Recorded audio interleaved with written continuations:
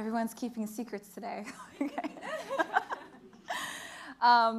My name is Imtithal Mahmoud. I'm a UNHCR Goodwill Ambassador, an Indigenous African former refugee from Darfur, a world champion poet, and Senior Growth Manager for Spitar.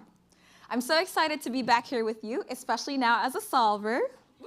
Thank you. I'll be brief. Everyone in this room knows that when we invest in women, we tend to put it back into our communities. And I'll take it a step further and say that's exactly those communities who drive change. If we put vulnerable people at the forefront of change consistently, then and only then will change actually happen. That's how you catalyze change.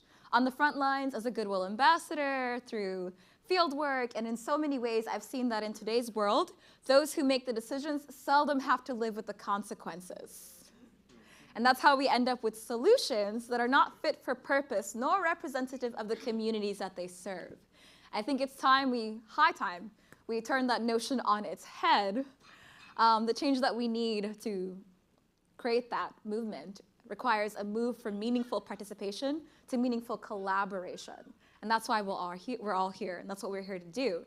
It's not to bring people to the table in predefined or restrictive terms, but on their own terms, in their own words, with their own solutions for their own people. That's why I joined Spitar, and that's why we're here at Solve. This poem I'm going to share is called Mama, and I wrote it in honor of all of the matriarchs in my family who've done the invisible work for generations, matriarchs in this room even, who are still doing the invisible work. I studied anthropology. I'm going to close with this. I studied anthropology and molecular cellular developmental biology at Yale. I got a certificate in global health, but I still choose poetry because I believe that if you talk to somebody politically, they'll respond to you politically. If you talk to them academically, they'll respond academically. If you speak with hate, they'll respond with hate. But if you speak with your humanity, they're compelled to respond with their humanity. And that's at the heart of everything that I believe in, including Spitar, including Solve, including all of your beautiful faces. Thank you for recognizing my mother and all of my matriarchs. Thank you for, oh yes, hi. All the generations in this room. Thank you for recognizing all of us. And I would be remiss if not to say that, in all of the sessions, even though it was all very beautiful and very striking, I think being in the Indigenous people sessions, for me, it was very, very hard because I'm from Africa. I'm an Indigenous African person. And it's very interesting to see that the world acknowledges that our genocides are still alive, but won't acknowledge that the genocides here are still alive. And so for me, I just want to recognize all my sisters who are here, who are doing all of that because, every time I was like, I'm not gonna cry, but then, yeah. So this poem is also very much for you and for all of us, and I hope that, we can get all the crying out of the way now. Yeah, okay. That was a little off script. Okay, this poem is called Mama. If you don't know, you can make noise, you can snap, and you can react. So here goes. So I'm walking down the street when a man stops me and says, "Hey, yo, sister, are you from the motherland? Because my skin is a shade too dark not to have come from foreign soil. Because this garment on my head screams Africa. Because my body is a beacon calling everyone to come flock to the motherland." I'm like, yeah, I'm from Sudan, why? He said, yes, you is, because you got a little bit of flavor in you. Don't get me wrong, I'm just admiring what your mama gave you. He really said that. Let me tell you something about my mama. She can reduce a man to tired flesh without so much as blinking. Her words fester beneath your skin, and the whole time you won't be able to stop cradling her eyes, because my mama is a woman, flawless and formidable in the same step. Woman walks into a war zone and has warriors cowering at her feet. My mama holds all of us in her face, in her body, in her blood, and blood is no good once you let it loose, so she always holds us close, keeping us safe from caving in.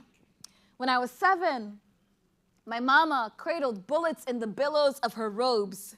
That same night she came home and taught me how to get gunpowder out of cotton with a bar of soap. Years later, when the soldiers held her at gunpoint and asked her who she was, she said, "I am a daughter of Adam. I am a woman. Who the hell are you?" Thank you. And the last time we went home, We watched our village burn. Soldiers pouring blood from civilian skulls as if they too could turn water into wine. The woman who raised me turned and said, "Don't be scared. I'm your mother, I'm here, I won't let them through." My mama gave me conviction. Women like her inherit bruised wrists, tired eyes, and titanium-plated spines. The daughters of widows wearing the wings of amputees, they carry countries between their shoulder blades. Now, I'm not saying that dating is a first world problem, but these trifling guys seem to be the kind who'll quote Rumi, but not know what he sacrificed for war. Who'll fawn over Lupita, but turn their racial filters on. Who take their politics with a latte when I take mine with tear gas. Oops, sorry. Who take their politics with a latte when I take mine with tear gas. Every guy I meet wants me my introduction to the dark side, wants me to open up this obsidian skin and let him read every tearful page, because what survivor hasn't had her struggle made spectacle? Don't talk about the motherland unless you know that being from Africa means waking up an afterthought in this country. Don't talk about my flavor unless you know that my flavor is insurrection, it is rebellion, it is resistance. My flavor is burden, it is grit, and it is compromise. And you don't know compromise till you've rebuilt your home for the third time, without bricks, without mortar, without any other option. I turned to the man and said, "My mother and I don't walk the streets alone back home anymore. Back home, there are no streets to walk anymore." Thank you. Thank you. Thank you. Thank you. Thank you. Thank you, everyone.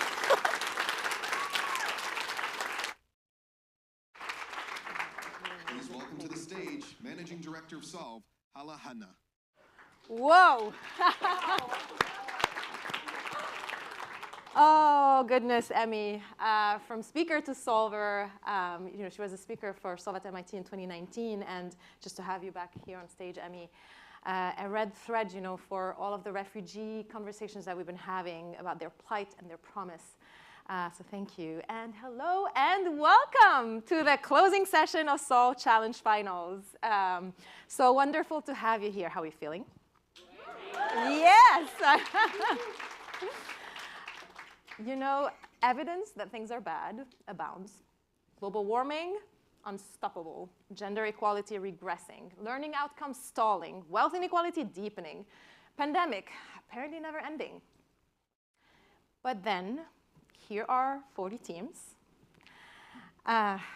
It's impossible to hear your pitches, one after the other, in 3-minute increments of hope, and not feel like we're going to be okay. So here's to you.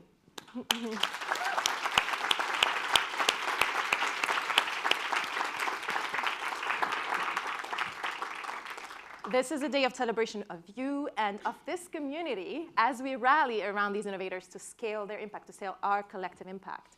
And how do we do that? You saw it in the pitch rooms. You saw it on the flags that you planted in the lobby. You are how we do it. And if you are a prize funder, you've decided to fuel these solutions with much needed unrestricted capital, which is what our innovators tell us is one of the most transformative things that we can do for them. So there is $1,225,000 that is still on the table that we have to award in the next 90 minutes. So there's going to be a lot of announcements. I feel great saying that. I'm like, and in between, we're going to hear from a social entrepreneur who's been a solver twice, the author who just broke the Patagonia story that's all over your social feed, visual artist who's hopefully going to convince us all to become conservationists, and many more. And we wanted to start our programming with sharing more about our US equity work. MIT is fundamentally a global institution, and MIT's mission is to bring knowledge to bear on the world's greatest challenges, and that extends obviously to the US. And Solve's work reflects that. So we're committed not only to working on challenges that affect underserved communities around the world, but also to uphold proximate innovators working for a more just society in the US. So let's watch a clip about this work.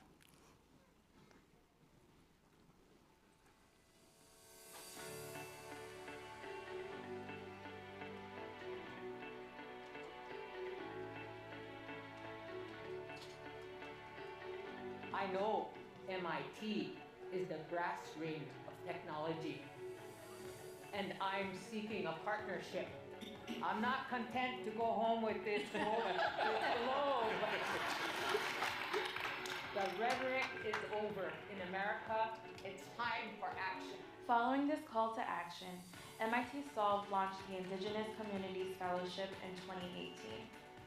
Through this program, we find the most promising proximate innovators, and we help them with funding, resources, and partnerships.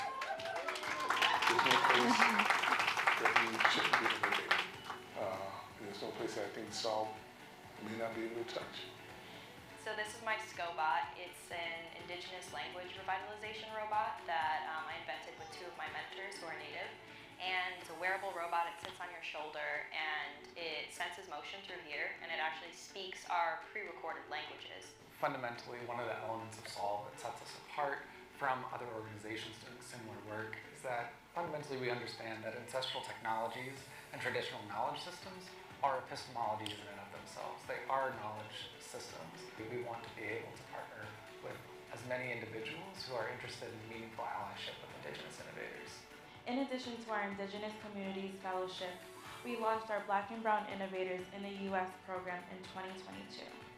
What is key for all of our innovators is finding partners that can help them with resources to scale their work. So it opened us up to have really meaningful partnerships, like with Vodafone. They were providing not just financial resources, but media spaces, PR, technical assistance. One of the reasons why I do the work, that's one of the reasons why I'm happy to be here, because I feel like a lot of the people in this room are doing this work for future generations. Really working with individuals who are part of those communities is going to make this work stronger, and it's going to be long-lasting. I am now a Black woman in tech. And it's something that I did not really identify as before, before this opportunity with MIT. It was a resource that you could not go source from anywhere else other than having an intentional village built around you. We're proud to support incredible Black, Brown, and Indigenous innovators all over the U.S., and we hope you join us on the journey.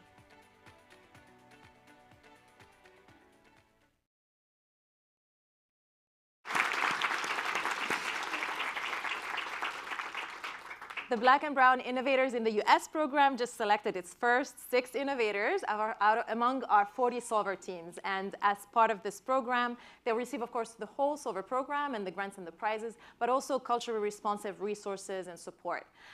So now it is my great pleasure to introduce our inaugural class of the Black and Brown Innovators. I'm going to ask you to stand up so that we can see you and congratulate you. Ava, Karina Care, Clean Energy Hubs, MedHall, Reassist, and Terjimli.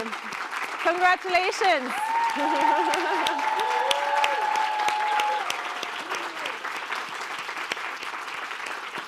We know there is an extra barrier that you have to force in order to do the work that you do, and we thank you for it. And to celebrate and advance the work of Black and Brown Innovators and our Indigenous Communities Fellows, we will be hosting our annual US Summit in March of next year, this time in Tulsa, Oklahoma. So to tell you more about it, I will have Ben join us in a minute, but Tulsa is this incredible city that is experiencing a revival of what was once especially Black Wall Street. Oklahoma itself is home to many indigenous communities and indigenous innovation. We are really excited to join our communities together and delighted that the George Kaiser Family Foundation is supporting this work. So we hope you join us there. I'm going to have Ben Stewart, Senior Program Manager of the George Kaiser Family Foundation, join us now to tell us more about it.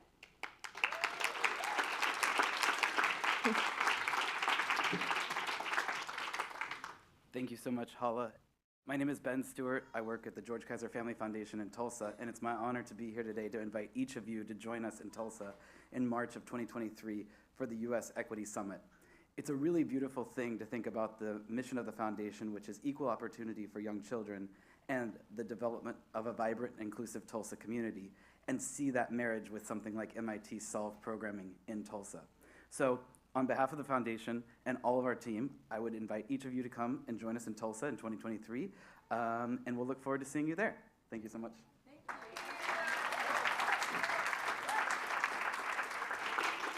Okay, folks, now's the moment. I'm not going to make you wait for longer. We're going to have 2 prize announcements, and there's a lot on the table. So let's start to find out who's going home with the prizes.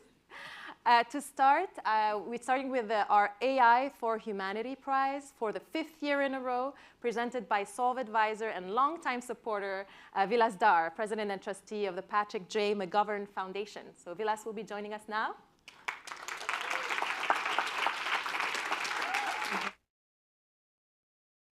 Hey, good afternoon, everyone. This is my favorite thing to do all week, every year. Thanks for having us. Oh my gosh, it's been an inspiring day. So look, I have this amazing vantage point where I get to see how AI is transforming the world around us. From life-saving innovations, new forms of digital art, this new world of the metaverse that'll tie together the physical and the space of ideas.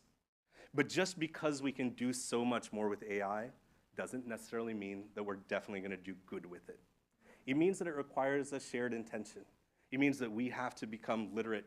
We have to become experts in what AI might do for the world. And we have to bring to it our convictions about equity, about community-centered design, and about putting power in the right hands. At the Patrick J. McGovern Foundation, we've been so excited to have this prize here at MIT Solve that brings together incredible problem solvers that use AI to advance the human welfare. And this year, I'm so excited to announce our 4 prize winners. Will you join me in a big round of applause for the following 4 organizations? And if those organizations would join us up here on stage, we're looking forward to celebrating all of you. First, the amazing Amazon Gatherers for the Future.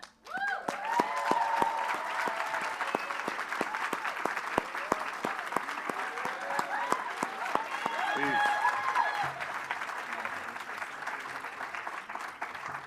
Next, if Tarjimli will join us here on stage, Translating for Humanity.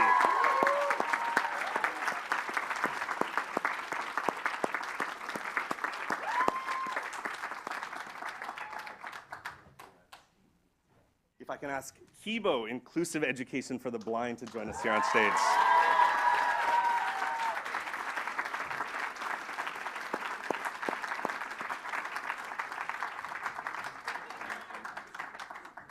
And finally, to round out our prize winners for the year, Dawa Mom.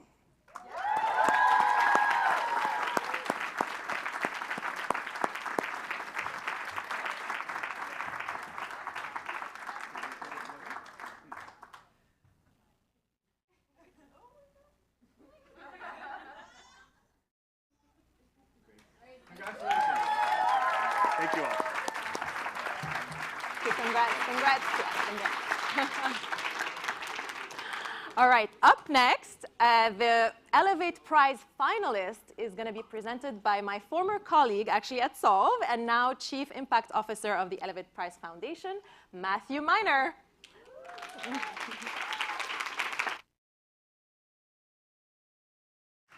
Hi, good afternoon. Thank you, Hala. Good to see you again. Well, being of service is an act of love, and the metaphysics of love is extraordinary. Everything we put out comes back to us magnified. That's why we created the Elevate Prize, to find extraordinary, purpose-driven leaders from all around the world, the best of the best, some of you here in this room, to resource them and amplify their impact, create a fan base for good, and ultimately ignite a chain reaction of giving and goodness on a global scale. In short, we want to make good famous. This year, the prize was open to current and past solver teams. 60 innovators submitted their solutions to the prize. And while it was difficult to narrow the pool, we've selected 3 finalists. And from here, one of them will be selected and announced along with our Elevate Prize winners in January 2023. The 3 finalists are, and if you're here, please come join me on stage, Tarjimli, Translating for Humanity, and in the Indigenized Energy Initiative, and Smart Fish Mexico, who I don't believe is here, but give them a round of applause anyway.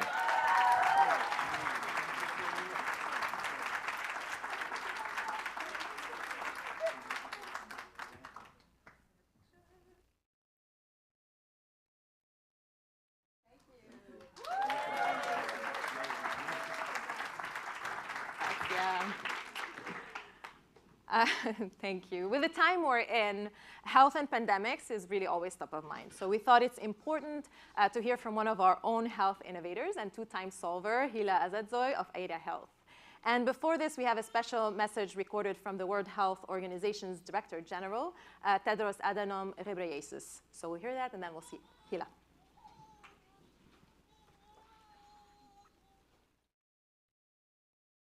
And friends, I thank MIT Solve for the opportunity to share a few thoughts with you today on our common vision to harness the power of innovation to solve global challenges. Innovation has always been at the heart of progress in human health. It can also help us to push back the boundaries of disease and overcome barriers to health such as cost, access, quality, and stigma. For innovation to be sustainable and effective, it must be driven from the start by the needs of people in communities, especially those who are the poorest and most disadvantaged. The WHO Innovation in Health approach is our commitment to work with countries, our partners, and our workforce to leverage our respective strengths to find innovative solutions and bring them to the people that need them the most. I invite you to join us in our mission to build a healthier, safer, fairer future for all of us. I thank you.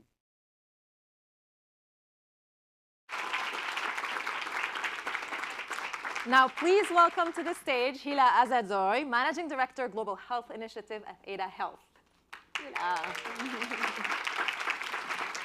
Hello. How are you? So, Hila, innovation has always been at the heart of progress in human health, and none of us would be in this room today if it wasn't for the past, extraordinary innovation that we've seen around the pandemic. You, in your role right now with Ada Health, which is an AI-powered platform for community health workers, you see that every day. You're using it every day. I would love to hear first more about Ada Health, and then we're just hearing from Vilas how AI. We need to be very thoughtful about how we use AI to ensure that the outcomes are what we need them to be. So, tell us what you think. Well, with Ada, a little bit, some of the work that we're doing, and I think it's always important to look also when we talk about AI in the medical space at really the bigger challenge that, that we're facing as a world. So there's been 4 billion people that lack access to basic primary healthcare services. We have a huge, huge access challenge. And for us, the work that we're doing, it's really important to really look at it.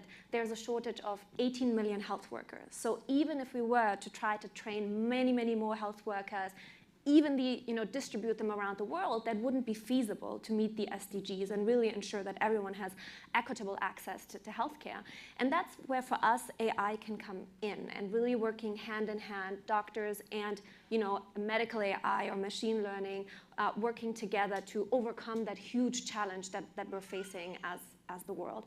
And with Ada, what we're doing is we're working really across 3 dimensions. We have, in the last 11 years, developed a medical AI that helps people understand and manage their health through symptom checking. I think maybe everyone has experienced, when you're feeling you're getting ill, especially in times of COVID, you Google your symptoms, you're very confused, you don't know what to do. And it starts for us already there with decentralizing, making sure that Hala, you have the right information at the right time that is relevant for you to be able to take the right next step. So that's really empowering people with very personalized health information.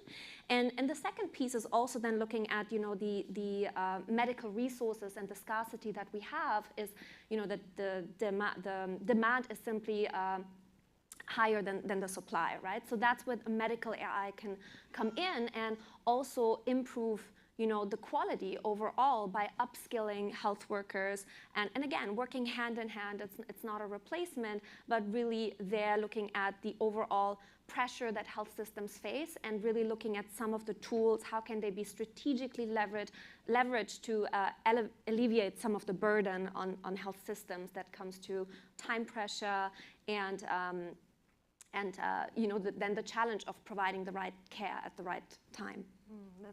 That's really fascinating. Yeah, it would be great if I Google my symptoms and I'm like, I'm dying, you know. Hila, you're a two-time MIT solver, first with Chiron Education in 2017 and recently with Ada Health. You're obviously a serial entrepreneur.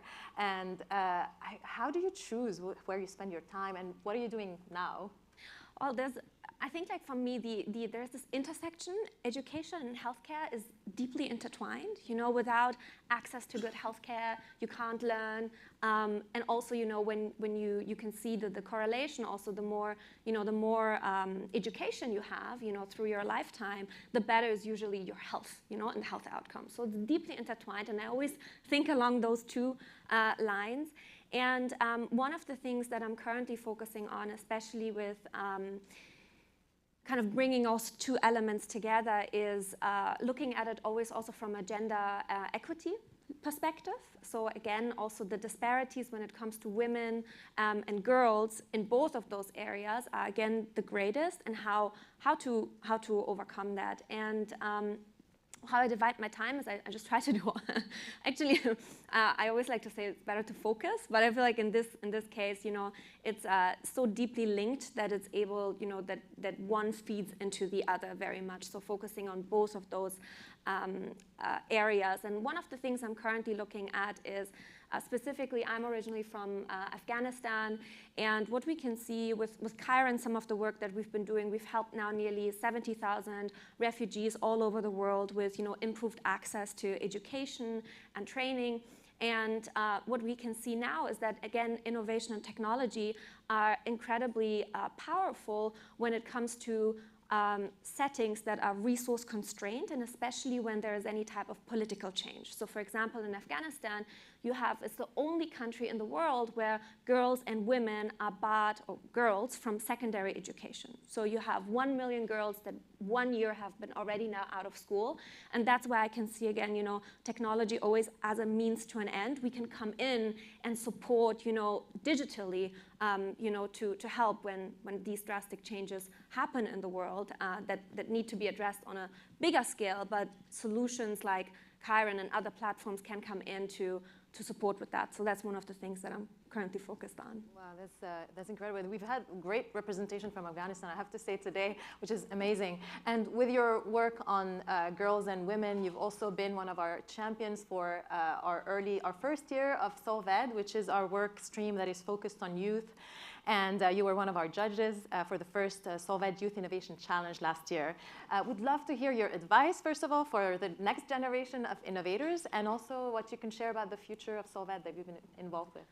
So my advice would be, and I was so impressed when looking at all of these applications. These are incredibly young innovators, 18, 19-year-olds. And my advice would be always believe in yourself, and especially when you are at this age and you're so young, like I would always say, keep in mind that youth in that sense, or what I would say translate as your open mindset that you have, your curiosity, and your relentless ability to challenge the status quo, that's your superpower. So don't forget about that, because change requires challenging the current situation and what's going on. So I would say to the younger generation of solvers, keep that in mind, because you will encounter a lot of people that say, no, that's not possible.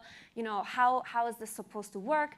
And you just got to follow that path. And when you've identified what that path is, my advice is focus, you know, focus on that, and never also stop listening to your community, to your team.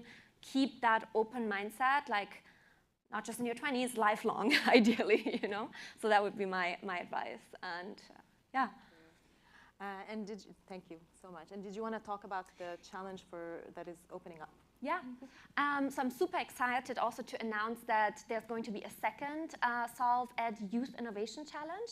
And like I said, I do believe young people are the catalyst, you know, for change and innovation. in their communities, in the world, and Solve Ed sparks that sense of, inspiring young people to do that, and provides also the support through mentorship, through, prizes that have been announced today to really accelerate that. And yeah, I'm super excited that there will be, another round of that, and there will be 10 most promising solutions and problem solvers selected throughout the next few months. And yeah, so I can only encourage, if you have an idea, apply, come forward with that. I was lucky to be twice kind of in the solver community, and it's a brilliant network to help you with, get your change started.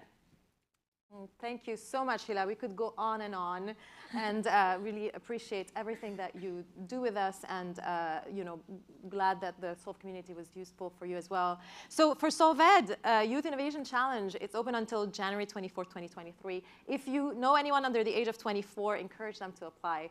We are really looking forward to working with the next generation of innovators. Thank you so much, Hila. Thank you. Thank you. Good to see you. You're amazing. All right, now on to another couple of prizes. First, announcing the GSR Prize, Chief Risk Officer and Managing Director at GSR, Jonathan Laughlin.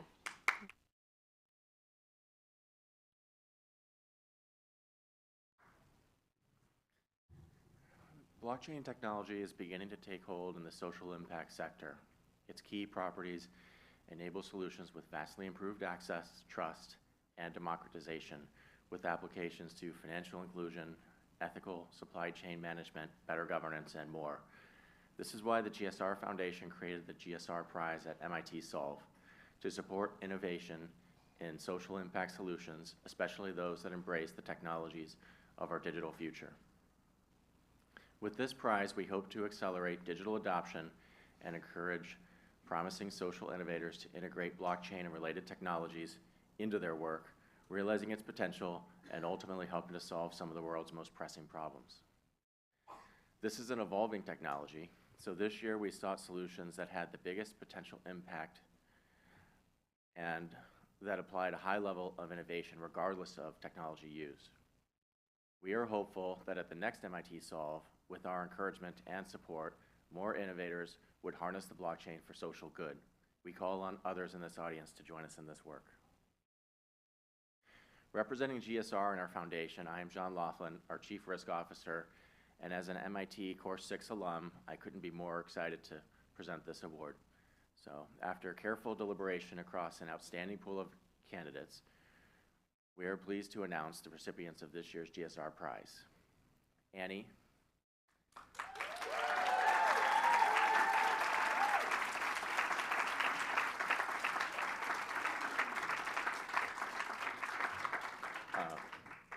Myco-tile panels.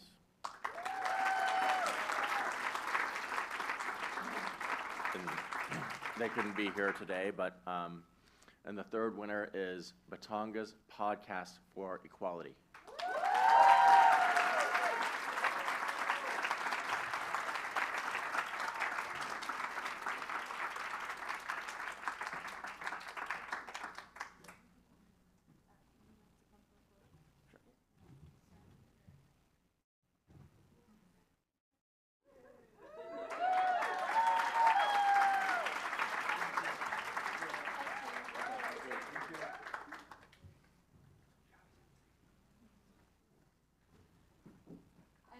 Living Proof Prize, Women's Leadership Solutions, a Chief Sales Officer at Living Proof, Katie Glowski.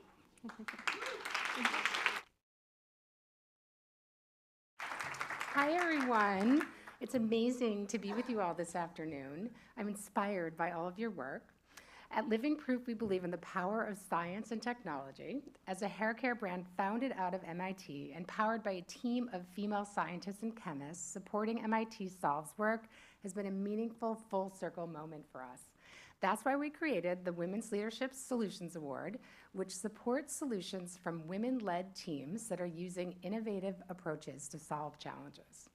With this prize, we hope to accelerate the missions of these young social innovators to expand to their full potential, addressing complex challenges with real-world solutions and encouraging women specifically to take on the mantle. After careful deliberation, we are pleased to announce the recipients of the Living Proof Women's Leadership Solution Award. Same, same, a lifeline for LGBTQ+ youth.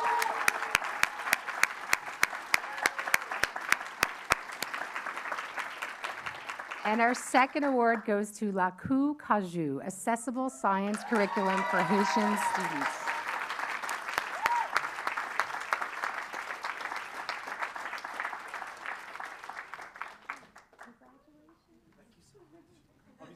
Obviously, this goes out to my co-founders, Samantha and our tech lead Cody, who are not here, but I graciously accept.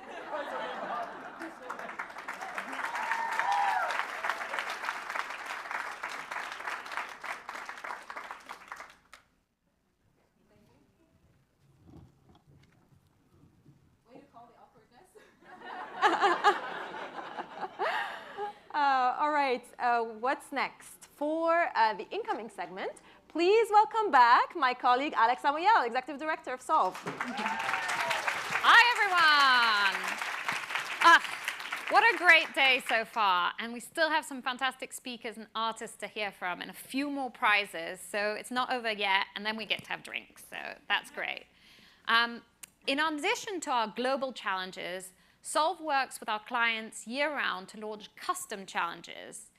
These custom challenges give corporations, foundations, and institutions the opportunity to design a challenge specific to their thematic area of interest, geography, or timeline using Solve's open innovation platform, methodology, and community. And to date, I'm really happy to say we've run over 30 custom challenges, 25 clients, such as these people, received submissions from over 6,200 innovators from all around the world, selected over 180 innovators, and catalyzed over $30 million in prize funding to advance their solutions. And one of our clients for this work is the Caterpillar Foundation. Finally joining us in person is Asha Varghese, president of the Caterpillar Foundation. Asha, welcome.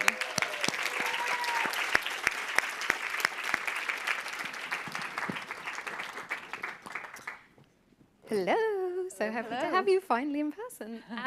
So Asha, you're coming to us as the president of the Caterpillar Foundation, and the foundation focuses on workforce readiness, resilient infrastructure, and diversity and inclusion as its main funding priorities.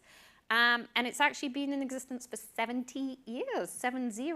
So what have you learned in the last 70 years, but also how are you approaching the next 70? Oh, thank you for that. It's so great to be here. I'm sure all of you are just as thrilled to be back at UNGA and all of the chaos that it brings, but what a great energy in this room. And first of all, I want to start with congratulating all of the Solve Challenge winners. Your ideas, your innovation, your hard work, it is truly inspirational for myself and for everyone at the Caterpillar Foundation. So your question of, what have we been doing, not just the 70 years, but more recently. Caterpillar Foundation, I would say, is a 21st century philanthropic organization that truly believes in the shared value of corporate philanthropy. So what does that actually mean? It is understanding what the core value of the company is and aligning that in the philanthropic space so you are doing good in communities, but also advancing your business strategies as well. But what that really entails is in that you're able to leverage beyond philanthropy and looking at the full DNA of the company and understand how do you bring not just the philanthropic dollars, but also looking at the brain power of a company like Caterpillar, the technology, in order to really be able to solve some of the toughest challenges. And for us, it is really around resilient communities.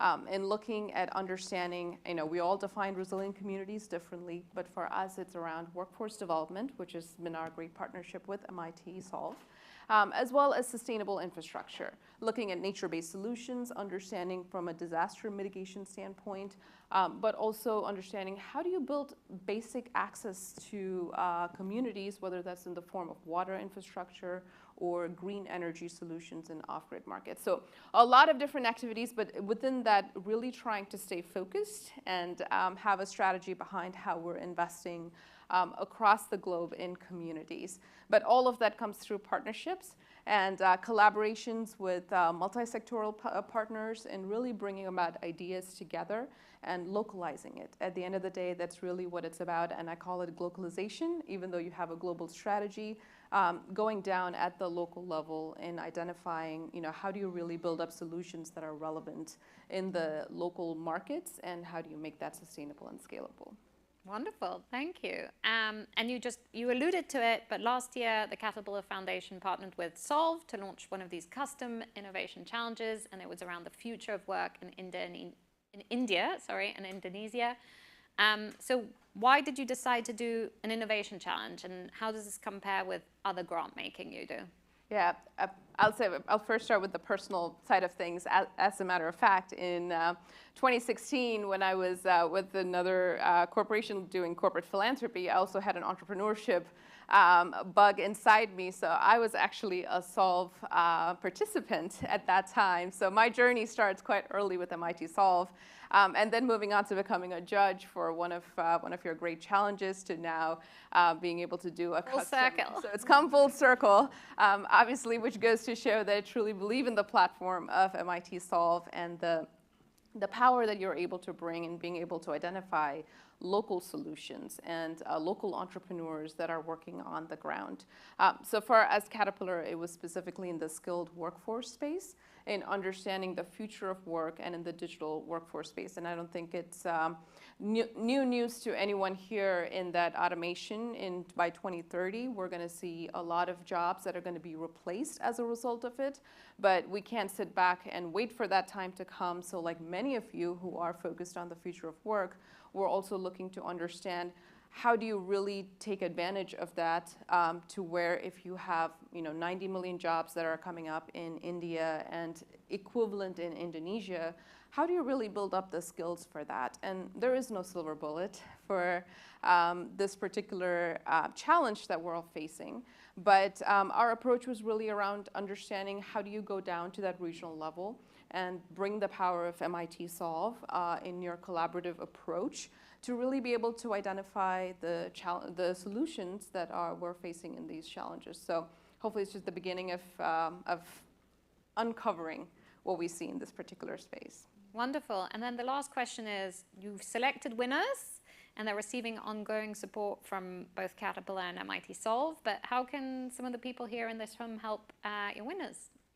Absolutely, yeah. So we're very excited about the winners from our challenge. What's really interesting for us in that particular context is the winners that we selected were really focused on employability at the local level, especially with the untapped resources. When you're talking about women in rural India and you're talking about digital skills, you cannot expect to train someone in that space and they don't have an employability option in that in their own community. So how do you really bring that technology solution in a way that it creates jobs and moves economies for the folks? So that's where really the challenge is moving forward. And when we launched the project, I'd say it was right smack in the middle of COVID. And but in order to, and that was really a true testament to really see the resiliency of the entrepreneurs coming forward. And it has really taught us that technology and these platforms are here to stay. So how do you really leverage that in order to be able to drive the economy in these communities? Thank you. Thank you so much. Big round of applause for Asha and the Caterpillar Foundation. Thank you. Oh, super. Thank you. So we have a next prize, and that's from Heifer International, and they selected 2 solver teams from the 20 and 21 classes who aren't with us today. So we'll now hear it via video from Adesuwa Efedi, Senior Vice President of Africa Programs at Heifer International, announcing the Heifer International Prize for Innovations for Smallholder Agriculture.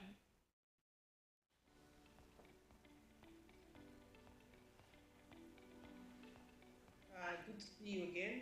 Same thing with you, Naledi. Well, we decided to set up this call because I needed to pass across a very important message to both of you at this stage of the competition. I do not actually have any further questions, but I thought it was very important that we're all on the call and we have the opportunity to announce to both of you that you have been selected as the winners of the Heifer Prize. Oh, fantastic. Great. So congratulations to you and your team. It was a very easy decision. There were lots of other interesting teams who also applied, and we spent a lot of time digging into the importance and relevance of your work to smallholder farmers and the alignment of that work to the work that we do as heifer. And we're really excited to announce you as the winner of the heifer prize for 2022. So a big congratulations to you. And we look forward to spending time to know more about what you're doing and see how we can connect your work to the farmers that we've been serving across the continent. That's wonderful. Thank you so much. This is amazing. Yay!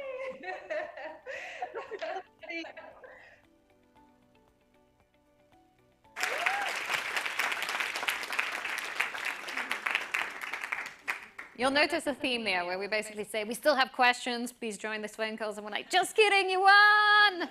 So anyway, not always, sometimes we do have more questions, just to be clear. But anyway, bravo to the winners. And now joining us on stage to announce the Innovation for Women Prize, the director of the Vodafone Americas Foundation, Jun Sugiyama.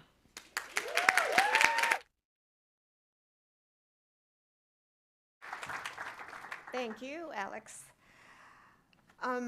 The reason the partnership between MIT Solve and Vodafone Americas works because we're kindred spirits. We share similar ideals. We believe that innovation can make a difference. Vodafone has dedicated the past 20 years investing in innovation for social change. And MIT as an institution is built on the bedrock of innovation. But as the conversations throughout the day have shown, innovation by itself really doesn't do much. But passion, along with innovation, can truly make a difference, and we believe that. So it's our hope with this partnership between MIT Solve and Vodafone Americas Foundation that we find the best innovation with the most passionate and promising social entrepreneurs who, with our prize, will be able to further their work and expand the potential to address critical issues around the world. And thankfully, this year, you all did not disappoint. But before we make the announcement, I wanted to tell you a little bit about our Vodafone Americas Foundation Innovation for Women Prize, which is open to solutions that use innovative technology to empower and enrich the lives of women and girls. And the prizes are awarded to mostly women-led entrepreneurs, but it has to be tech-powered solutions and elevate women's voices and support positive, sustainable change in communities around the world. Up to $75,000 is offered to 3 solutions. And now I'm proud to announce the winners of this year's Vodafone Americas Foundation Innovation for Women Prize.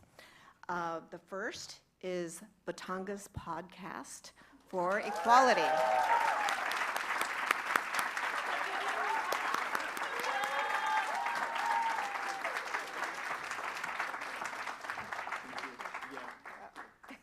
Okay, and the second is Kidogo.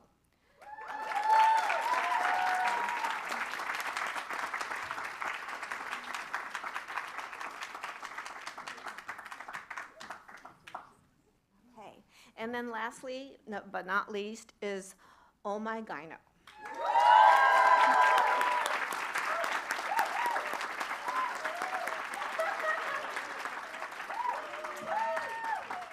So, oh, I'm so sorry.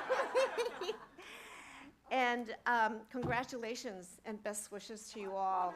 Okay. Oh.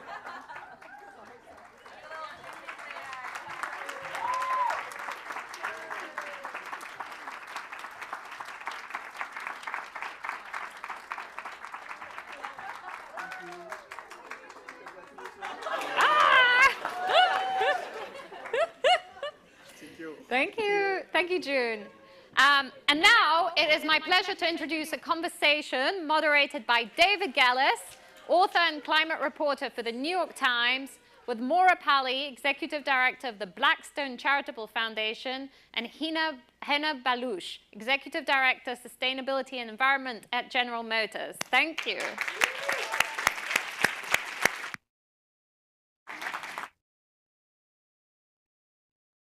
Good afternoon. Hi, everyone. Great to be here. Great to be with our tremendous panelists. And it's been an awesome day from what I've heard. It's clear that one of the themes here is that no one really can solve these challenges alone. Governments alone are not going to be able to get the job done. Corporates alone won't be able to get us there, and nor will philanthropy alone be able to solve some of these big challenges. So we're fortunate to have our panelists help frame and sort of look forward. I'd like to start with asking each of you, as you think about this matrix of the challenges confronting us as a society, and the various levers that we can pull to help affect change, where do you see the role of the government, philanthropy, and corporates all coming together? And what are some of those issues that you feel most need that cross-partnership, public-private change? And where have you perhaps seen some effective solutions actually being delivered when everyone comes together and sort of starts rowing in the same direction? Maura, why don't we start with you? Great. All right. Thanks, David. Well, first of all, hi, everyone. It's been a real pleasure to be here, to hear some of the pitches, and just to be in a room with such committed, motivated, and future change makers and current change makers. So great to be here, and thank you for really devoting your lives and your professional careers now to making the world a better place for all of us. Really appreciate it. I really love this question around partnerships and how government and the private sector and not-for-profits and funders come together. I have been incredibly fortunate in my own career to work both at the federal government and the White House and the State Department, on the grant-giving side at Bloomberg Philanthropies, on the not-for-profit program running side at the Clinton Foundation, and now I am with Blackstone, the asset management firm. And I can say from my own experience, no matter what side of those different entities you're on, you're always looking for the other one to come and work with you. So on the federal government side, when I was at the State Department, we would always want to find corporations to partner with us, either to help drive the message, to make it feel less like this was from the government coming from above. And at Bloomberg Philanthropies, you wanted the government on your side and partnering with you on something because philanthropic dollars can often pilot really creative and risk-taking projects that, if they succeed, government can then scale. So, and on the corporate side, similarly, we need not-for-profits as we're looking out to make change in the world. We need the not-for-profit partners who are on the ground, who know the community, who have the expertise that we at the company might not have. So I really do believe that the confluence of government, private sector, not-for-profits, and philanthropic money can drive truly any cause a little bit further. It also provides nice cover and shared risk. If you're jumping into something with a government entity, a corporation, a not-for-profit, or a private funder, you're sharing risk in a way that you're like, we're all going in this together. And feeling like you aren't taking something out on your own can often be incredibly encouraging and can push corporations to get outside of their comfort zone a bit and can encourage government as well. So I do think it's a really important matrix, and just increasingly as the problems the world faces get bigger and our ability to do things alone gets smaller. So I'm a deep believer in it. I've been on all sides of it, and you really do get more things done together. So I'll stop there and turn it over to Hannah to give her view. Thank you, Maura. That's a very comprehensive answer. You've pretty much covered everything there. Should have let you go first. Next question. No. Thank you for that question, David. I think it's just, Solve is an example of that, right? What can happen through collective action. And I've done much of my career and my work has been what the Western world would define as the global South. And what I've seen is that collective action is what moves us forward. I've worked in polio campaigns in Pakistan and Afghanistan. I've worked in Africa and Zambia on girls' education campaigns. I've worked in girls' education campaigns in Pakistan and Afghanistan. And what's been interesting for me is that there's always this, and don't mind me saying this, there's always this sort of a hero narrative that the West sometimes tries to drive. And what you realize that the true action or the true work happens when you're working and partnering with grassroots innovators and grassroots organization and people who truly understand the context and the society that they are coming from, and that's where the best solutions come from. So I think, again, Solve is a great example of that, but I think it's a collective action where we have the most power. And David, you and I were talking about your upcoming book. I'm doing free promotion for you here. That's not what I thought you were going to do. On Jack Welch, and I was telling David that in Pakistan, I went to a business school and I spent our entire time in college, professors really driving this hero narrative about Jack Welch and the guru that he was. And I see that sort of a continuous theme. We want another hero to come solve the problem. It'll be a philanthropist this time, maybe a technologist, maybe someone from the corporate world. And I think what we really miss out is what Ursula Le Guin, who's a very well-known, excellent, I think perhaps, an author, but also I would call her the climate scientist of our time. She calls it the carrier bag theory, that you have to, the solutions are across the different eras and across the different geographies and across different people. And sort of this importance of savior complex and toppling the hero narrative is very, very important. So I would say, sticking to your theme there, David, that really toppling the hero narrative and focusing on the collective action. And I would just add one thing here, specifically the theme or the topic that I work with a lot or tackle with a lot is climate action. And I think that's specifically an area where we have to come together, whether it is foundation, the corporate world, the governments, because we can see the impact of what's happening around the world. And specifically, we can see the impact of it in the global south. And I feel that specifically that challenge is so big for us that we all need to come together. And because I have a Persian background and I cannot finish a sentence without inserting a poem, there's a poet, there's a Persian-American poet, Kawe Akbar, free promotion for him there too.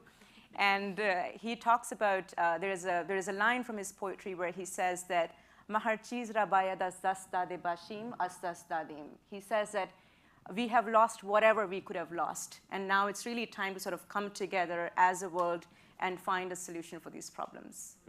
I'm going to let you keep going. You're doing it. Yeah. I didn't think you were going to mention the book, but thank you. But when you said we were talking about something earlier, I thought you were going to mention what was happening in Pakistan right now in the wake of these devastating floods.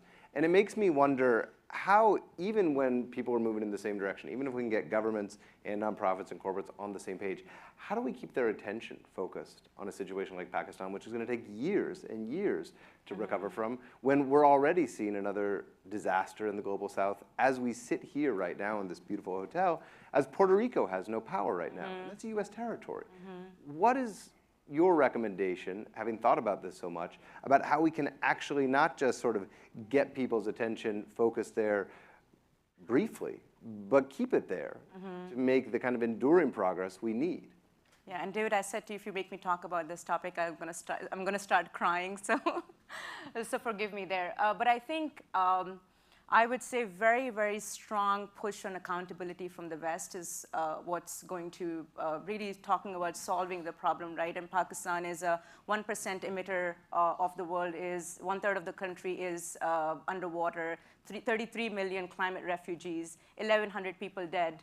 So I think in terms of what is the solution is how I would see this. And one big part of the solution would be holding the Western governments and the countries accountable and really talking about, like in the case of Pakistan, there is a huge IMF debt on the country, right? So, all right, can we talk about a campaign that says cancel debt?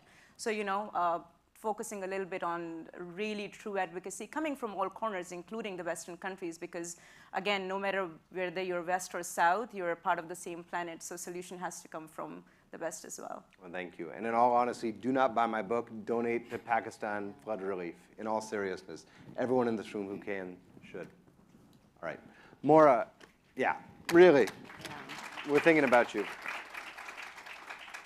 Maura, I've covered corporations and philanthropy for a long time now, and with all respect, sometimes there are legitimate concerns about greenwashing. That corporations are out there and they'll have a foundation and it's trying to do some good or spin up some good headlines, but at the end of the day, it's overshadowed by what the corporation itself is doing. As you take this new job at the Blackstone Charitable Foundation, how are you making sure what you're doing is not greenwashing? And how do you think about the work you're doing as it relates to the broader work that the corporate sector can do in trying to address some of these really serious challenges?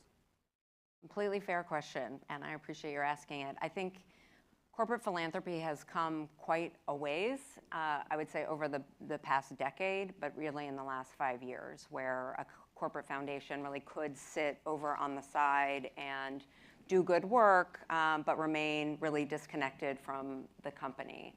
I think now the most successful corporate foundations are integral within the company, align with what the company does, and complements the work of the company. So I'll give you the example of Blackstone. Our corporate foundation focuses on economic opportunity and career mobility. On the foundation side, we run a program called Launchpad, which teaches entrepreneurship skills to college students across the US, with the idea that those skills are applicable in any career, and people who have great entrepreneurial skills will be set up for success in life in any career that they choose. And we do this in community colleges and minority-serving institutions. We also contribute to not-for-profit organizations that do job training, workforce development in underserved communities. That's all very good, but what's more full within the company is that on our for-profit side, for those who don't know, Blackstone is an asset management firm. It's a private equity firm. So we invest in and we own a number of companies, specifically over 200 companies across the world, which employ over 500,000 people. So when we make changes on our portfolio companies, it does have quite a significant impact. And 2 years ago, we launched a program called Career Pathways, which helps our portfolio companies develop more diverse workforces and career mobility for those untapped talent that companies are now better prepared to welcome and set up for success. So we both work on the corporate side of getting companies to be better positioned to increase their diverse workforces, which is incredibly important for company success. We believe that that drives better performing companies and ultimately drives better performance for our investors. And then to complement that with what we're doing on the philanthropic side, which is increasing the supply of untapped talent from minority communities and underserved communities who can then reach these jobs where we have actually been working with the companies to set them up for success. So I think that's one example of a corporate foundation working in complement to what the for-profit side is doing. And I think truly the best corporate philanthropies are doing something along those lines and really figuring out how to leverage the social impact of the corporate side with the foundation side, and less disconnected and sort of doing nice grant making separate and apart. And we also really do leverage our Blackstone employees and talent, both for not-for-profits, but also in whatever social impact we're driving on the company side. So I do think it is really important for the two to be well integrated. Thank you for that. Well, Hina, on the corporate side, we know where your passion is right now. We also know that your job is now as head of sustainability environment at General Motors. What is the company itself doing on the climate front? And I say that, with your words ringing in my head, that the West is accounting for the vast majority of historic emissions, and the effects are feeling disproportionately in the global South. And I don't need to tell you that your employer is right at the center of emissions in the US today. The vast majority of the cars you still sell are internal combustion engines. What does the road look like towards a real rapid acceleration of EVs? And what more broadly is the company doing on the climate front to try to accelerate this transition to net zero? Yeah. So I would say a big part of our strategy at General Motors for climate, and specifically the work that I work on, is focused on equity. So how do we make sure that we have an active understanding that not all communities, not all income groups, not all genders are affected equally by climate change, as we talked about that a little bit earlier too. So this sort of a differential understanding that the people who are at the most vulnerable would be impacted by climate change the most. And then how are we making sure that our climate policies are equity driven, not just equality driven, but also equity driven. And specifically, we've launched at General Motors a program that's called Equitable Climate Action that's focused on 4 specific areas. One is around workforce transition. As you know, there is a GM employs hundreds and thousands of people. So how do you make sure that your workforce is transitioning as you're moving towards an all-electric future?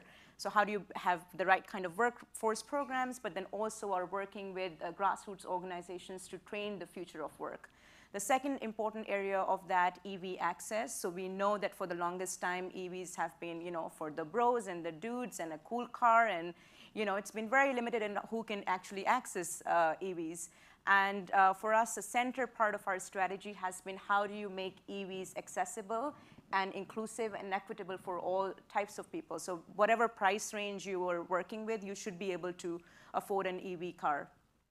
The second or the third part of, the Equitable Climate Action Plan that we have is around infrastructure equity. We know that, again, the biggest focus of charging stations have been affluent income areas. There's thousands of acres or miles of charging deserts in the US. There is really no plan for multi-dwelling households. How do you make charging affordable for those regions? So really sort of making sure there is access to charging infrastructure.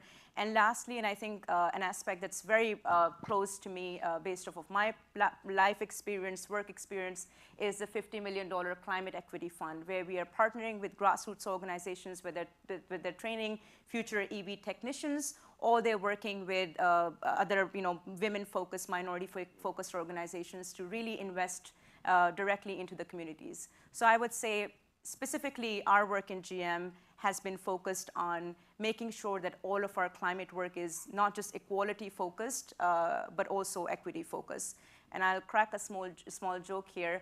My friend always tells me, I go out on dates, should I be paying as much as the guy pays, or is it a 50-50, at the dinner table? And I said, no. Unless women don't get paid equally, there isn't a 50-50. So maybe let's agree on a 70-30 for our generation of women, and then the next generation can do 50-50. So just explaining equity in the simple terms. Excellent advice. Maura, let's talk a bit about how ESG, sustainability, is showing up inside Blackstone. One of the themes I've been covering at the New York Times for the last several months is this growing pushback to ESG and sustainability, especially at financial firms. People often confuse Blackstone with BlackRock. We're not talking about the pushback against BlackRock. I certainly know the difference. Nonetheless, I have to believe that given the diverse nature of your LPs, given the high profile of many of your portfolio companies, some of these concerns have to be showing up. I spoke with your colleague Gene Rogers just a couple weeks ago about the degree to which Blackstone was still committed to ESG and sustainability in light of a growing movement pushing back on some of these issues. Where does the firm stand right now? What does it look like as you think about actually implementing net zero goals at your companies in terms of driving some of these ideals down into the businesses? Well, I'm at the charitable foundation, which is separate from the business, but I can say it is absolutely integral to the firm to be committed to climate transition. So since 2019, the firm has invested approximately $16 billion in investments which we believe are consistent with energy transition. I think that's a really impressive commitment, and we do that because we absolutely believe that companies who are pushing towards climate change solutions drive values for our investors. And we are committed to partnering with our portfolio companies to also continue a transition. We work very closely with them in support of those goals, and we have made a significant commitment to target a 15% emissions reduction in the companies that we are investing in globally, which we have energy usage control over. So we have really put ourselves out there and do believe that we have a great responsibility as such a big investor with so many portfolio companies, but we also believe this is where return for our investors come. This is the future. Over the next decade, we see opportunities for investments around $100 billion in companies that are addressing climate change solutions and driving the energy transition. So it is both something we are committed to because we believe that it drives effectiveness of companies and results for our investors. I can smell the makings of future Solve finalists right there. I could happily keep going with this conversation, but we are unfortunately out of time. So my thanks to Maura and Hina, and I'm going to leave it with Hina, who's got a little more work to do on this stage. Thank you all.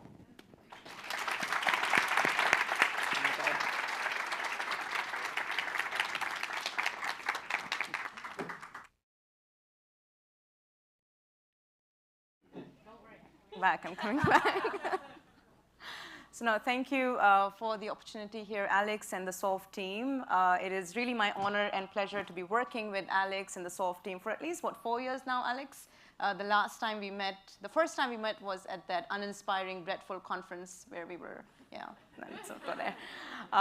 But no, thank you so much for the opportunity, Alex, and MIT team. I wouldn't give my speech here, but I really want to shift the spotlight to the solvers. GM has been partnering with MIT this year to work on or to focus on 2 specific prizes. One is focused on climate equity and climate resilience, and the other is focused on learning.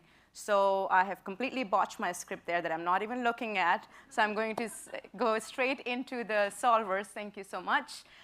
We've got 6 solvers here. The first one is Amazon Gatherers for the Future.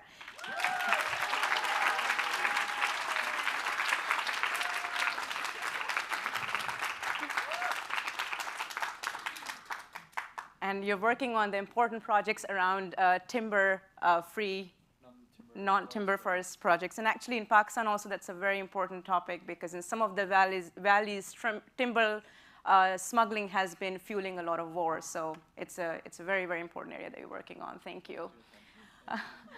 We also have Mako tile panels that are using agricultural waste to make solar panels.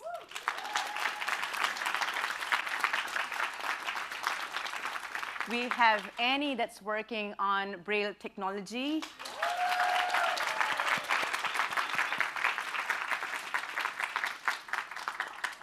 We also have Kibo that's working on inclusive education for the blind.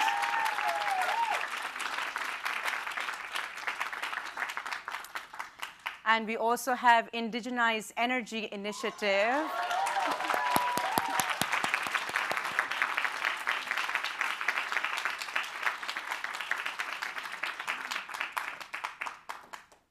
And the last one here is Mana Mama, which is working on maternal health in Turtle Island.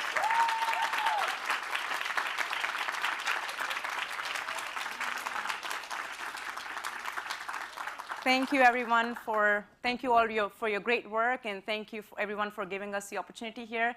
If you don't mind, I also want to call out my colleagues there, Julie, Houston Ruff, and Carson Mehta from GM, if you want to join us for the photo opportunity here with the solvers. Yeah. Completely off script. Sorry, Julie and Carson.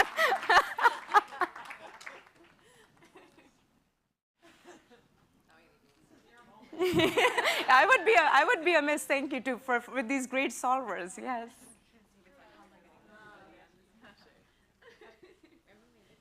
Yes, okay.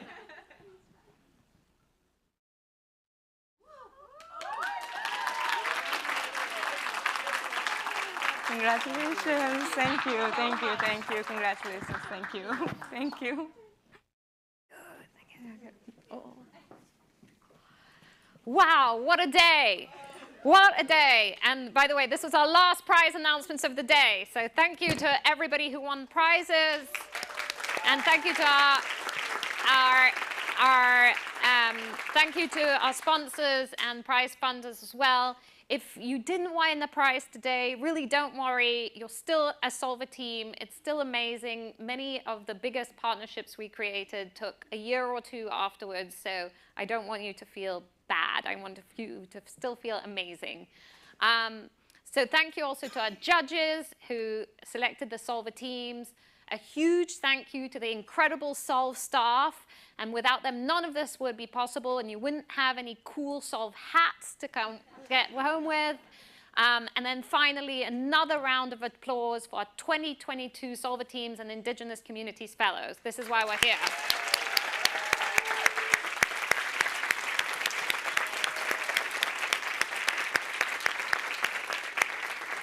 This is not the end of the journey, but just the beginning. It's the beginning of a 9-month journey, and we need your support. So connect with the Solver teams after this event today. Follow up to form partnerships that can help scale their work. These connections are what make Solve work. Without connections and partnership, there's no point in Solve, nor solving. We formed 600 of those partnerships over the past 5 years, and as I mentioned this morning, over $60 million catalyzed. So we know you can do this. We know the Solve community is hard at work, and I'm asking you to continue or start with us. So consider volunteering your time with us as a mentor, donating to the Solve Annual Fund or to Solve Innovation Future, running your own custom challenge, or becoming a sponsor or supporting a prize for our global challenges. Speaking of challenges, we're already shaping up our 2023, can you believe it? Global challenges, because there's not a second to lose. And we've been speaking to MIT faculty, to cross-sector leaders such as yourself, to people who are already in our network, and we'll continue to develop these themes over the next few months so that they're ready to launch in February 2023. But without further ado, you're the first to hear these. The 2022 themes that we'll work on are around civic education, health in conflict and disaster zones, housing and resilience, financial inclusion, and our Indigenous Communities Fellowship, which will now cover both the US and Canada. So, yay!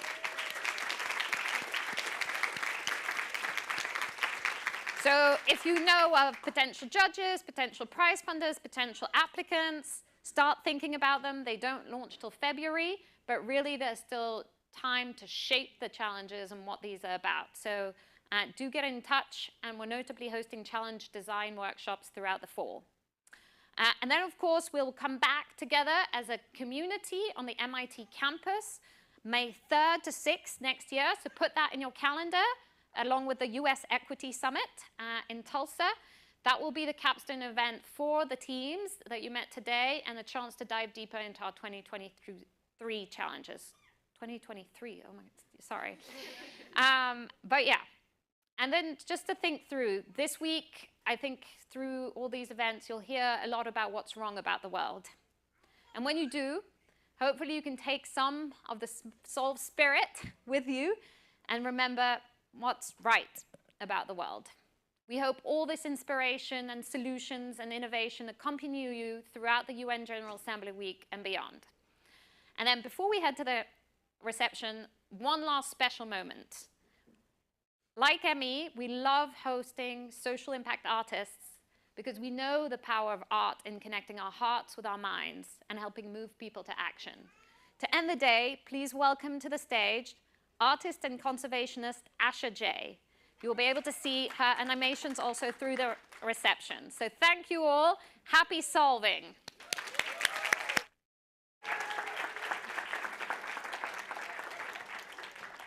I'm going to start this with asking all of you to take one deep, intentional breath with me.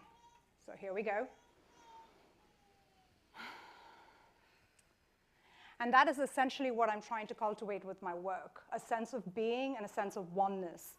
So I started this company called Henessene, and that is a blockchain platform aiming to bring transparency into impact allocations, particularly as it pertains to corporate social responsibility and anything to do with ESG commitments. So how did I get on this journey? It's because we often turn a blind eye to things that are clearly within our sight And the reason that happens is because we don't know how to extend ourselves to the world around us. We're not catalyzed in real time, and we also lack end-to-end transparency once we've been catalyzed. So we donate to something, we participate in something, but we don't know what the cumulative impact can result in because none of us see that in true motion. And so I think we are a society built on moments that don't add any momentum. And that's really what we need to cultivate. So here I am trying to cultivate insight. Insight starts with framing a problem set in a manner that is quickly visualized, internalized, and then relayed across mass media conduits.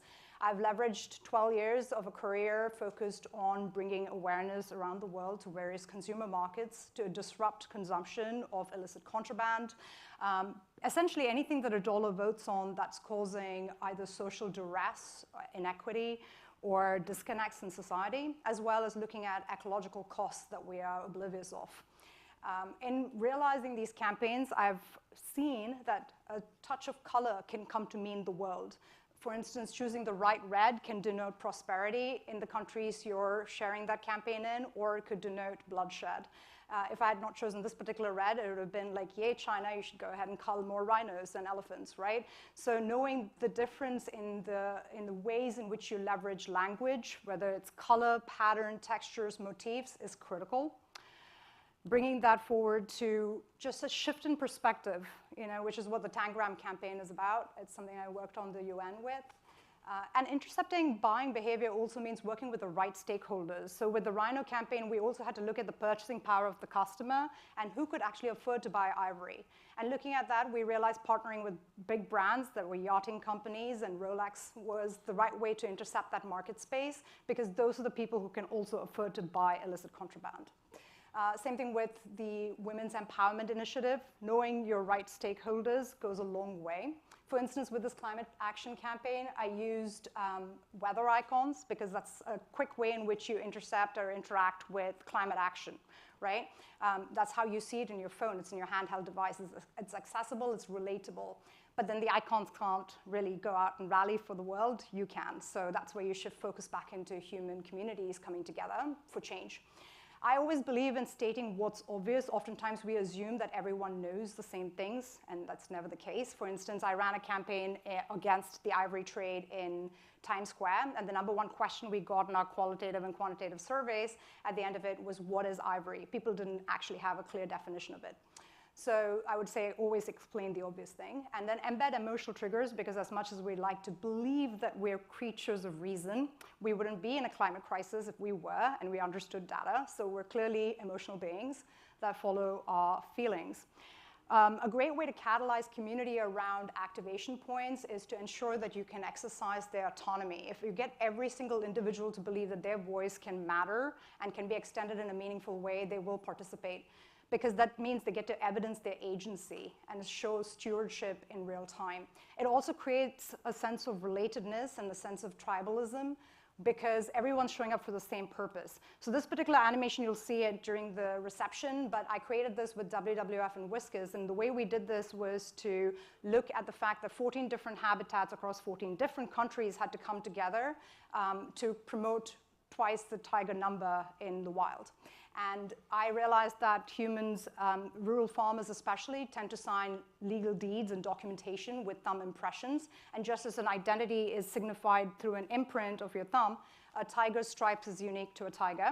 And so it was a 1:1 ratio where we wanted people to give up 1 acre of land for one tiger to find a sense of home in it. And so we had a Thumbs Up for Tiger campaign because the way Western society understands thumbs up is through a like button, but the way most of the Asian countries could participate was by giving up their land rights. So compensation meant something, but they still felt like they were making a sacrifice. However, social currency validates a sense of true community stewardship. And so in being part of a bigger narrative arc, you don't feel like you're doing an individual action. You feel like you're part of this much larger fabric of change where your participation is quintessential in taking that story forward. I would say, the best way to frame most conversations is around bringing it back to self-interest because we ultimately take action because it affects us. And if we were to show that every one of the environmental and societal costs that are currently being incurred, which it is, boomeranging back on our own well-being and our own health and the health and well-being of our loved ones, we're likely to take immediate action. So I say, look to the magic in the world around you, see the connections that lie all around you, and feel that sense of breath and unity that you first experienced when we got together. Thank you.